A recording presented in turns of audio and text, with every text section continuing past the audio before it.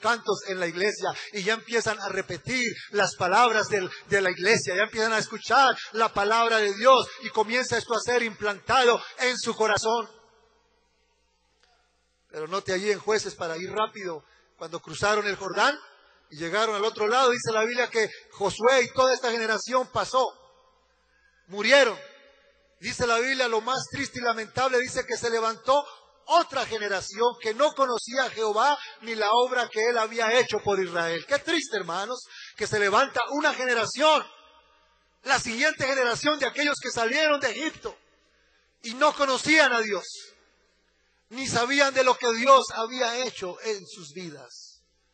Esto me parece muy familiar a nuestros tiempos, hermanos, donde hay muchos padres que salieron del alcohol, de las drogas. Dios los rescató, restauró sus hogares, pero hoy sus hijos ni conocen a Dios, ni tienen idea de dónde sacó Dios a papá y a mamá, ni lo que hizo en el hogar de sus padres. Son jóvenes que no tienen ningún conocimiento de Dios, no tienen ninguna relación con Dios, no tienen ninguna revelación de Dios, y pueden ser hijos aún de líderes, de ministros, de predicadores, de pastores, porque esto no se trata de traerlos a la iglesia o dejarlos que simplemente estén allí a nuestro lado. Es algo más que eso, hermanos.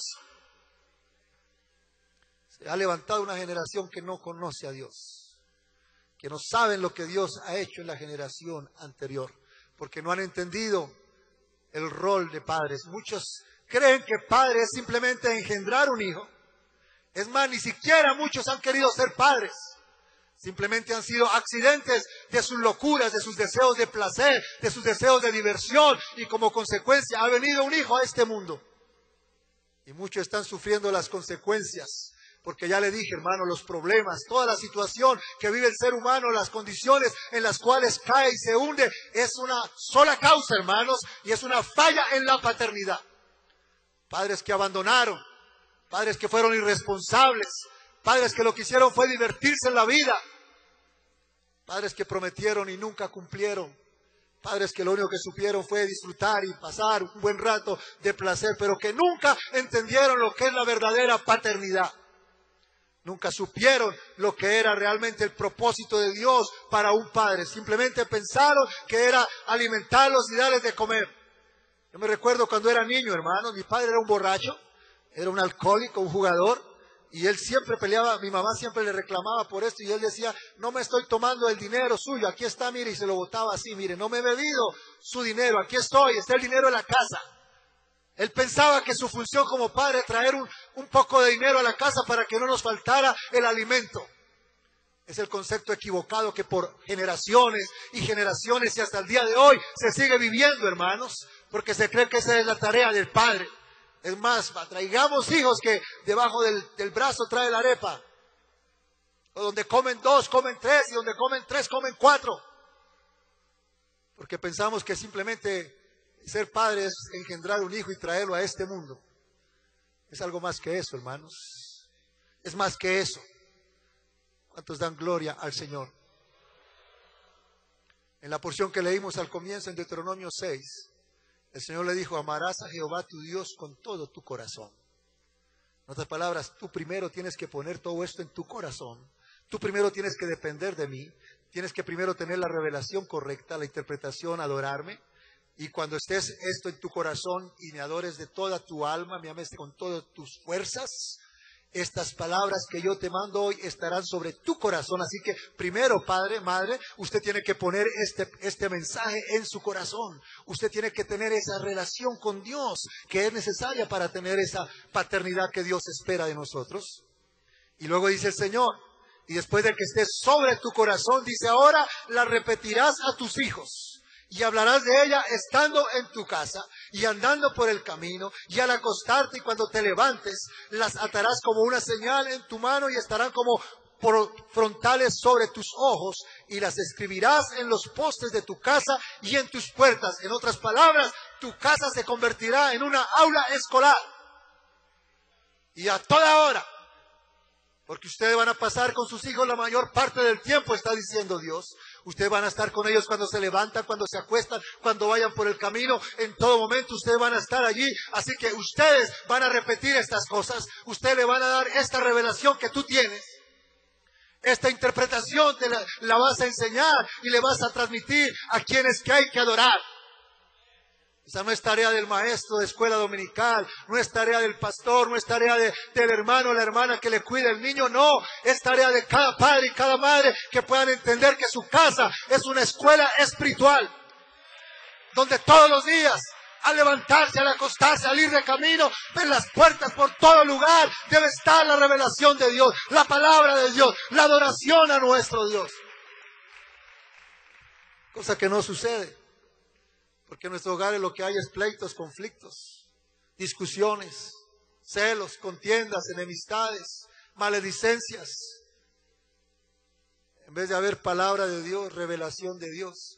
Hay problemas financieros y en la casa lo que hay es un infierno porque uno a otro se culpan, se juzgan, se insultan. Y ahí están los hijos recibiendo interpretación. ¿Qué está interpretando él? Que así se manejan los problemas y las crisis en la vida. Que así es que tengo que actuar cuando yo crezca y tenga problemas. Entonces tengo que manejar la vida de esta manera. Porque no hay un padre que se pueda parar y decir, bueno, estamos en una crisis, pero el Señor nos va a ayudar. Vamos a salir de esto. Él ha prometido en su palabra que va a estar todos los días con nosotros hasta el fin. El Señor nos ayudó en el pasado. El Señor nos va a ayudar en esta situación. Padres que cuando vean que el otro se equivocó, le perdonen o le ayuden o le respalden para que puedan enseñarle a su hijo lo que es correcto delante de Dios. Pero eso no ocurre en nuestros hogares, aún pentecostales. Porque lo que ocurre es todo lo contrario.